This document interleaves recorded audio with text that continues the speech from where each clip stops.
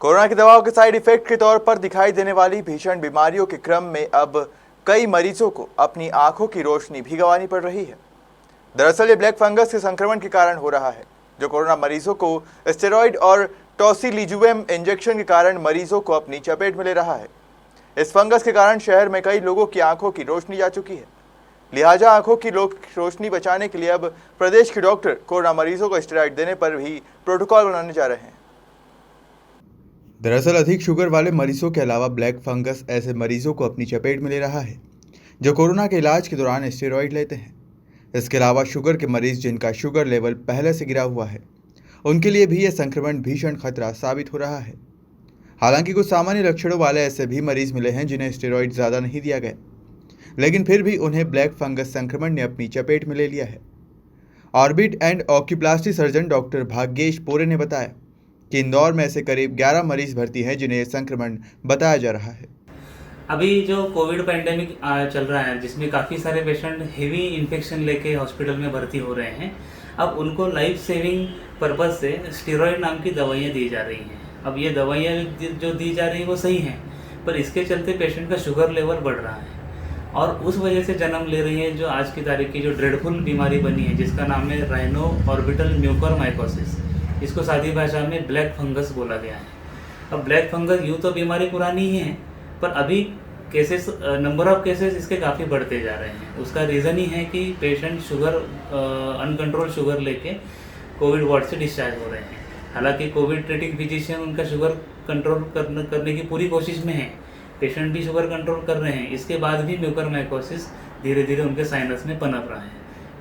Patient जो present होते हैं आई सर्जन के पास, ये साइनस से इन्फेक्शन ऑलरेडी आँख में फैलने के बाद प्रेजेंट हो रहे हैं, जिसमें पेशेंट का आँख ना खुलना, आँख का घुमाव बंद हो जाना, नज़र कम या पूरी तरह से ख़त्म हो जाना, इस स्टेज पे पेशेंट पहुंच रहे हैं। मतलब यहाँ जानने की बात यह है कि पेशेंट ऑलरेडी स्प्रेड होने के बाद पहुंच रहे हैं आई सर्जन के पास। उसके बाद हमारा एज ऑर्बिट सर्जन रोल यहाँ आता है कि हम ऑर्बिट के अंदर एंटी फंगल दवाइयों का इंजेक्शन देके उस इन्फेक्शन को रोकने की कोशिश करते हैं और बहुत ही एडवांस केसेस में इन्फेक्शन ब्रेन में ना उतर जाए, इस उद्देश्य से पेशेंट को आँख निकालने की सर्जरी सजेस्ट करते हैं। सर, अभी कितने पेशेंट्स आप देख रहे होंगे, मतलब कितने प्रतिशत पेशेंट आपके से मिले हैं? हाँ, पिछले साल भी कोरोना पैंडेमिक में ऐसे पेशेंट आ रहे थे, पर एवरेज आंकड़ा उसका था महीने के 1 या 2 मरीज़। और अब जो मरीज़ आ रहे हैं, एज ऑर्बिट सर्जन मैं अपने सेंटर पे कम से कम 4 से 5 मरीज़ रोज़ के देख रहा हूँ, जो कि ऑलरेडी ऑर्बिटल स्प्रेड हो चुके हैं और उनको हम इमीडिएटली एडमिट करते हैं, शुगर उनका नॉर्मल करके ईएनटी सर्जन द्वारा उनके साइनस सर्जरी करवा देते हैं और ज़रूरत पड़ने पे उनका आई रिमूवल सर्जरी उनको एडवाइस करते हैं। दरम्यान एक और प्रॉब्लम खड़ी हुई है, जो एंटी फंगल दवा एम्फोटेरिसिन बी इंजेक्शन जो पेशेंट को दिया जा रहा है, इसकी कॉस्ट बहुत ज़्यादा है।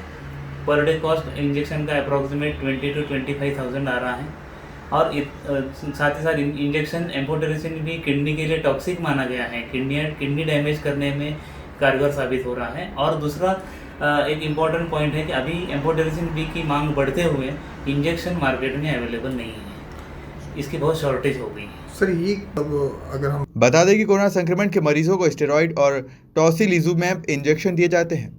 मरीजों का शुगर लेवल 300 से 400 तक पहुंच जाता है। यह स्थिति पहले से डायबिटीज़ की बीमारी झेल रहे मरीजों के लिए जानलेवा है। ऐसी स्थिति में वो इस संक्रमण का शिकार हो सकते हैं। ऑन एन एवरेज हमारे पास 3 से 4 पेशेंट रोज़ आ रहे हैं। कई सारे बड़े बड़े हॉस्पिटल्स इंदौर के हैं, उनमें ये पेशेंट भर्ती भी हैं। तो एक अंदाजे बात करें तो 35 से 40 पेशेंट हमारे पास अभी हैं, जिनका ट्रीटमेंट अलग अलग अस्पतालों में, ज़रूरी नहीं कि हमारे अंडर, अलग अलग विशेषज्ञ के अंडर चल रहा है। ईएनटी साइनस सर्जरी तो ऑलमोस्ट हर पेशेंट की हो चुकी है, जिसमें साइनस क्लियरेंस किया जाता है और वो डेली बेसिस पे साइनस की वॉश भी कर रहे हैं।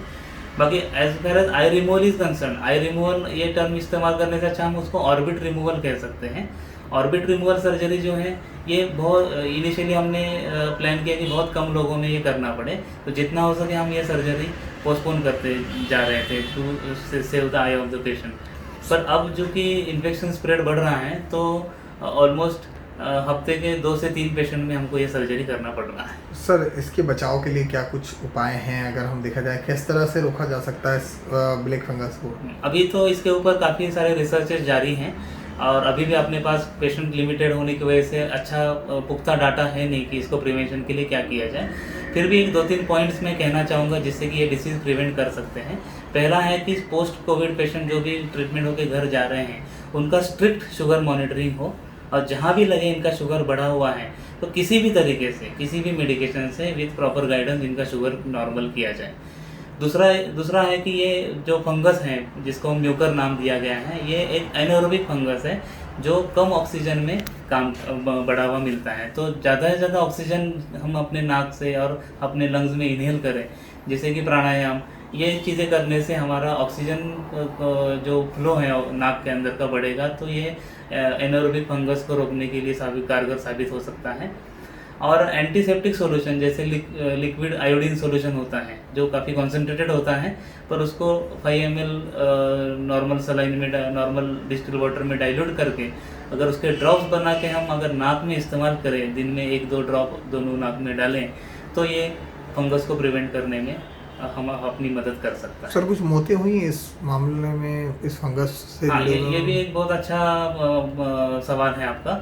जिन पेशेंट्स के इन्फेक्शन साइनस के ज़रिए ऑर्बिट में जा रहे हैं और ऑर्बिट के बाद वो ब्रेन तक जा रहे हैं, तो उन पेशेंट्स को हम उनका हम जान बचाना हमारे से संभव नहीं हुआ है। तो कुछ मौतें ज़रूर इसके ये बीमारी में एग्जैक्ट कोई आंकड़ा है सर, 2 या 4? एग्जैक्ट आंकड़ा नहीं कह सकते क्योंकि अलग अलग हॉस्पिटल के अलग अलग डाटा हैं और अलग अलग सर्जन इसको ट्रीट करें। कुछ पेशेंट्स के आई ऑपरेशन हुए भी नहीं हैं, उनका इन्फेक्शन, कुछ पेशेंट में तो फंगल इन्फेक्शन डायरेक्टली ब्रेन में ही पाया गया है। तो ऐसे केसेस में तो वो पेशेंट को बचाना काफ़ी मुश्किल रहा है। सर कितनी घातक मान रहे हैं, कोरोना से क्या बड़ी बीमारी है? वैसे तो म्यूकरमाइकोसिस अपने आप में एक जानलेवा बीमारी है और इसके जितने भी इलाज ENT surgeons as orbit surgeon हम कर रहे हैं या न्यूरोलॉजिस्ट कर रहे हैं, ये इसका पूरा इलाज का इंटेंशन ही है कि पेशेंट की जान बचे। आपका परिचय सर? डॉक्टर भाग्येश पोरे, मैं ऑर्बिट सर्जन हूँ। गए 10 साल से इंदौर में ऑर्बिट सर्जरी पे काम कर रहा हूँ। यदि किसी मरीज को हाल ही में कोरोना वायरस हुआ है तो उसे आँख के नीचे दर्द व सूजन दिखती है तो ये संक्रमण का संकेत है। ये संक्रमण तेजी से फैलता है, इसलिए आँख के मूवमेंट में भी फर्क पड़ता है। कोरोना मरीज की इम्यूनिटी कम होती है, इसलिए यह संक्रमण मरीज को आसानी से अपनी सेकेंड स्टेज में ले आता है। आँख को डैमेज करने के बाद ये मस्तिष्क को भी डैमेज कर देता है, जिसके कारण मरीज की जान खतरे में आ जाती है। अब आंखें निकालने की जहाँ तक बात करें, इसको हम ऑर्बिट रिमूवल या ऑर्बिटल एक्सेंट्रेशन सर्जरी कहते हैं। ये एक ट्रीटमेंट कोर्स का एक हिस्सा है। मतलब ऐसा नहीं कि ये ट्रीटमेंट कर दिया मतलब ट्रीटमेंट खत्म होता है। ट्रीटमेंट चालू हुआ है, पेशेंट एडमिट करके शुगर कंट्रोल करके ENT सर्जन द्वारा जो साइनस क्लियरेंस हो रहा है वहाँ से ट्रीटमेंट शुरू होता है। फिर इनको एम्फोटेरेसिन भी इंजेक्शन चालू होता है, जो इंजेक्शन कम से कम 15 से 20 दिन हर पेशेंट को देना ही पड़ रहा है, डेली डोज, जिसका एवरेज है 200 to 400 मिलीग्राम। अब एक 200 मिलीग्राम का जो डोज है उसकी प्राइस कम से कम 20 to 25,000 हो जाती है और इवन आँख निकालने के बाद भी पेशेंट को कम से कम 10-15 दिन एडमिट रख के ये इंजेक्शन रोज़ के रोज़ देना पड़ रहा है। सर लेकिन देखा जा रहा है कि इस इन्फेक्शन से किडनी पे काफ़ी असर पड़ रहा है। हाँ, कैसे देख रहे हैं आप, कैसे इलाज कर ये रहे हैं? बिल्कुल सही है। ये जो ट्रीटमेंट इंजेक्शन देने का होता है ये फिजिशियन के अंडर दिया जाता है। तो फिजिशियन इनके शुगर मॉनिटरिंग करके इंजेक्शन का डोज तय करते हैं, जो डोज अप्रॉक्सीमेटली 200 to 400 के बीच में मिलीग्राम पर डे का है। और किडनी फंक्शन असेसमेंट के लिए रेगुलर इंटरवल पे किडनी टेस्ट किए जाते हैं। जहाँ भी पता चलता है कि किडनी डैमेज स्टार्ट हो रहा है उस स्टेज पे डोज रिड्यूस किया जाता है। सर ये ज़्यादातर जो ब्लैक फंगस से जूझ रहे जो मरीज सामने आ रहे हैं लगभग सभी पॉजिटिव होने के बाद ही? हाँ, ये बिल्कुल सही है कि मैक्सिमम मरीज जो हैं वो कोरोना पॉजिटिव थे, जिनका कोरोना वार्ड में ट्रीटमेंट चले हैं, लाइफ सेविंग ट्रीटमेंट चले हैं, जो कि अपनी जगह पे बिल्कुल सही चले हैं। इसके बाद पेशेंट की शुगर बढ़ने की वजह से ये पेशेंट ब्लैक फंगस लेके अब रिपोर्ट हो रहे हैं। सर सामान्य रूप से बात करें, कोविड शुरू होने से पहले इस तरह के कितने मरीज देखे जाते थे साल भर में?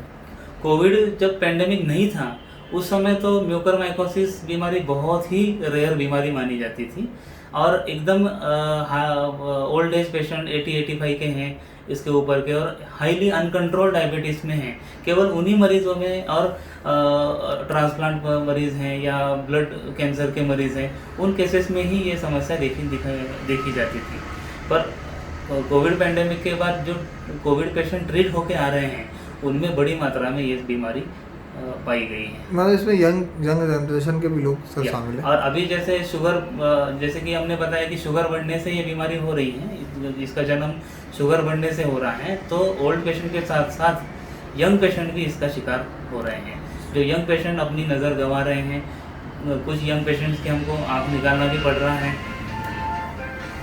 फिलहाल डॉक्टरों के मुताबिक कोविड संक्रमण से उबरने वाले मरीजों को खुद पर खास ध्यान देने की ज़रूरत है। यही नहीं, घर के लोग भी उन पर नज़र रखें। अगर इस दौरान उन्हें कोई भी दिक्कत या अलग लक्षण दिखे तो वो फौरन डॉक्टर से मिले। इंदौर से जितेंद्र चौहान की रिपोर्ट।